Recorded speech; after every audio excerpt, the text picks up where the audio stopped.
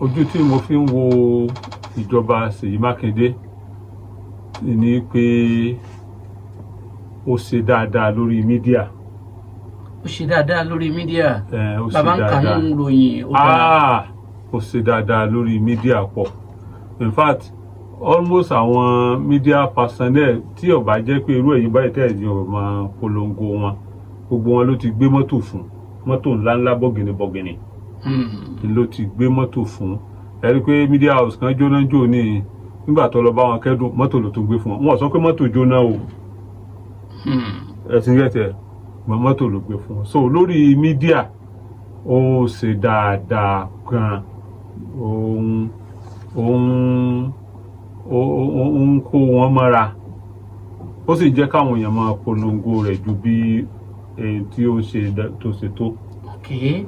So lórí ètò education ẹ rí wípé kò sí nǹkan kan tá a lè tọ́ka sí wípé nígbà tí ó dé orí ìjọba o, àwọn ètò báyìí ló wá ṣe tí ó wá jẹ́ kí education kó tún gbé pẹ́ẹ́lí ju èyí tó bá lọ. Okay. Ètò education ò tí ì kú ní bí ó ṣe wà. Ẹ rí pé nígbà tí bàbá wa Olúbàdàn tó dé orí ìjọba, ó dá àwọn skul kan lẹ̀ tó ní bó ṣe yẹ kí skul rí ni bíi model, bó ṣe yẹ kí ilé ìwé rí ni, ó dá wọn lẹ̀ káàkiri tí àwọn ọmọ ń lọ ńgbà náà. Ó tún sọ fún ó tún dá ètò wípé àwọn ọmọ tí wọ́n ń lọ sí ilé ìwé o, kí wọ́n má ju 30 lọ nínú yàrá kàwé, kí wọ́n lè ráyè fojú sí ẹ̀kọ́ wọn dáadáa, kó má di pé distraction máa pọ̀ nínú class. Wọ́n sì ṣètò àga kàwé, àga ìwé oríṣiríṣi, wọ́n ṣètò rẹ̀ fún àwọn tí wọ́n ń lọ sílé ìwé.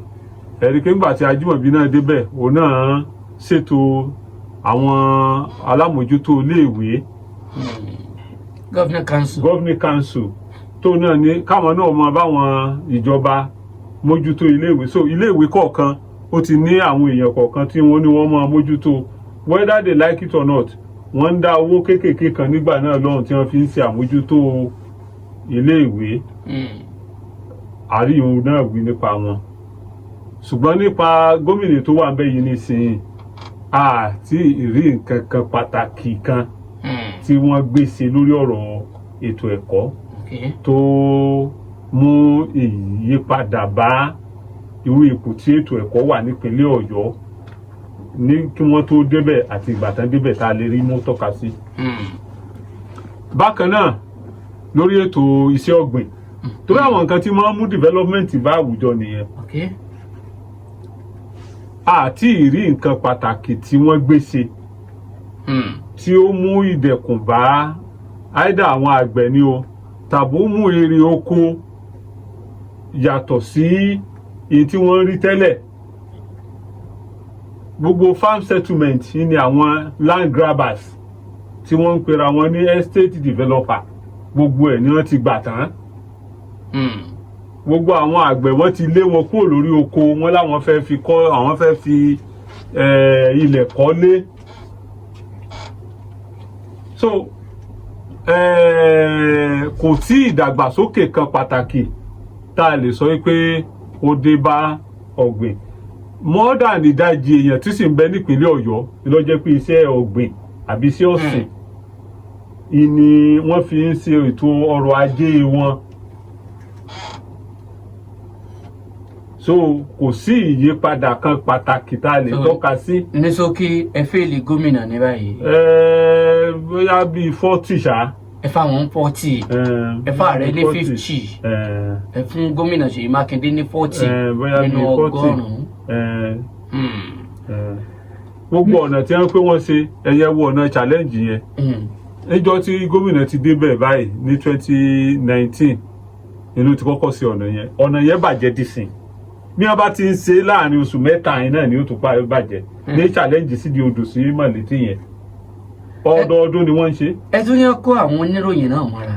àwọn èèyàn wà ń sọ pé ẹ̀yin olóṣèlú gangan ẹgbẹ́ yìí gan ò tako gómìnà pé bí gómìnà bá ti ṣe kan pé opposition mọ position ṣe ń pínlẹ̀ Ọ̀yọ́ bí PDP náà ṣe mọ position ṣe ní national.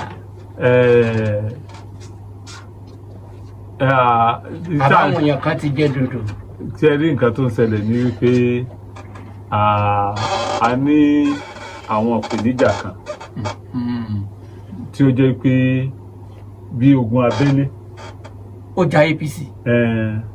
So ìpèníjà yẹn ni à ń gbìyànjú àti mójútó ìyẹn ló dẹ̀ ń fún àwọn tó ń ṣèjọba láyé àtàyè láti máa wò ó pé bóyá kò sí báwọn ò ṣe jẹ́ ṣùgbọ́n nígbà tí àsìkò bá tó gbogbo ojújú tí wọ́n fi ń bo àwọn ọmọ ìpínlẹ̀ Ọ̀yọ́ lójú gbogbo ẹ̀ láàkà fún wọn.